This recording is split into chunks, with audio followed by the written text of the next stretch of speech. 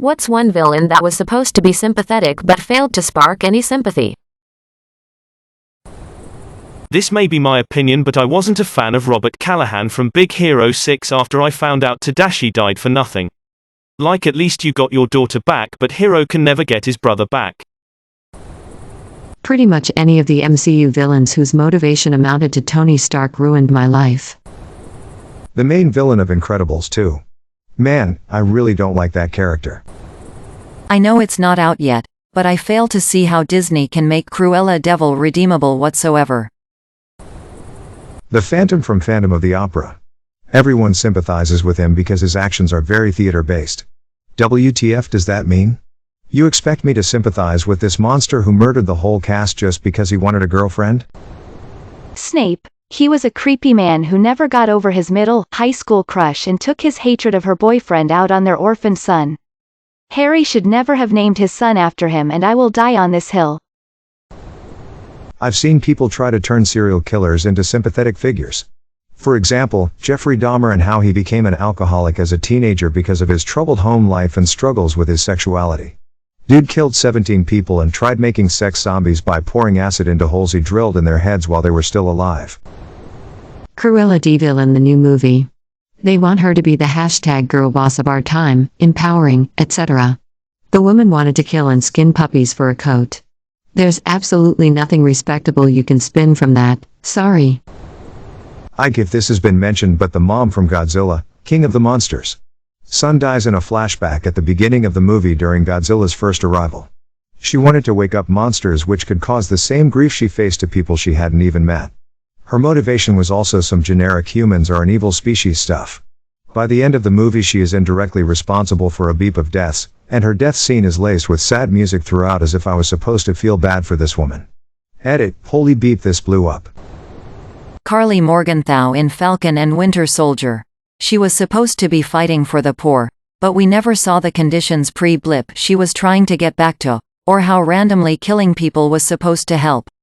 Or for that matter how, No Borders, was going to add 50% housing, jobs, etc. capacity. Both villains from WW84. The fact that they basically get away with this with no repercussions is even worse. Vin Diesel and his girlfriend in Fast and the Furious. We're supposed to feel sorry for them when the truck driver defends himself? Nope. Not happening. Terrible, terrible writing. Kylo Ren. I did not understand his motivation at all. So because Luke wanted to kill him means he turned to the dark side? That's beep weak. That chick from the Falcon and the Winter Soldier. But maybe only because how blatantly forced and manufactured that sympathy was. They really didn't want to portray her as an actual villain, but more like a misguided fighter with a good purpose and make a pseudo-martyr out of her. And things only became worse because we had no backstory on her, no character building, nothing. She ultimately fell flat. I found Captain America 2.0 to be infinitely more interesting as a villain. Cells at work. Not feeling bad for cancer, sorry. Marla Grayson from I Care a Lot. It was such a fun and interesting movie for the first half, but as soon as they tried to make us sympathize with this dreadful character, the film lost me completely.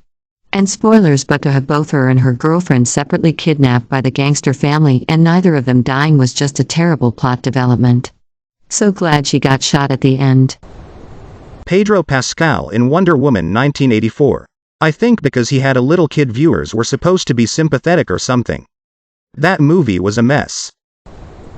Those dwarves in Chrono Cross. They slaughtered a bunch of innocent little fairies and we're supposed to feel sorry for them? Screw that. The son of Green Goblin who becomes the new Green Goblin in the later Spider-Man trilogy movies, I forget which one. It's like, he's angry at Spider-Man because Spidey killed his father. Only, his father was a psychopathic murderer and totally insane. There's just no sympathy factor there. Michael Scott in The Office Season 1. They fixed it afterwards, but in the first season he just sucked. Not exactly a villain, but comes off as it in the beginning. The Deep. He is definitely a villain, and no amount of sad backstory will convince me otherwise. Killmonger in Black Panther. His gripes were pretty well founded, but his solution killed any sympathy I had. Can I comment on the opposite?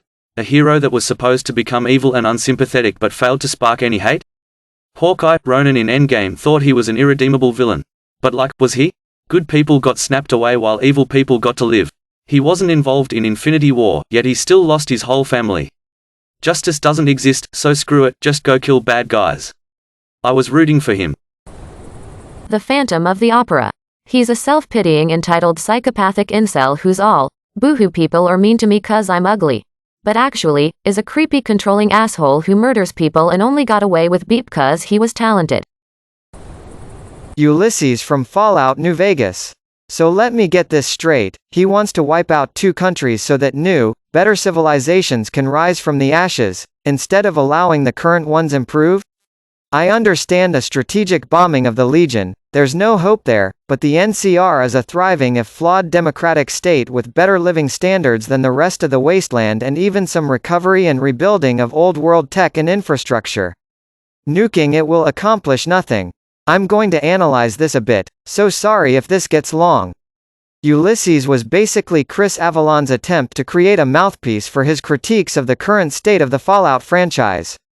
Namely, he doesn't think the world should ever recover from the apocalypse because it defeats the purpose and limits the amount of stories and scenarios one can tell because you can't replace old communities with new ones.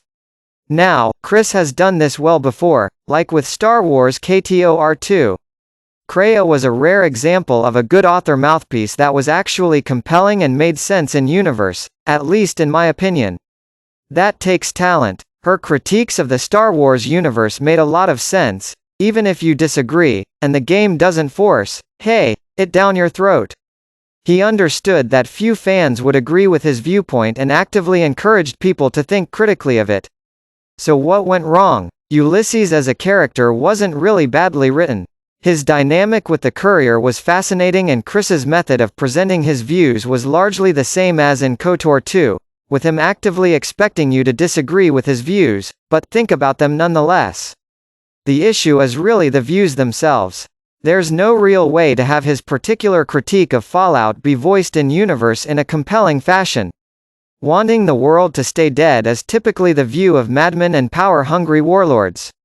Wanting to nuke the world again may make sense from creative standpoint, debatably, more on that in a sec, but it simply cannot work as a sensible motive in the world itself.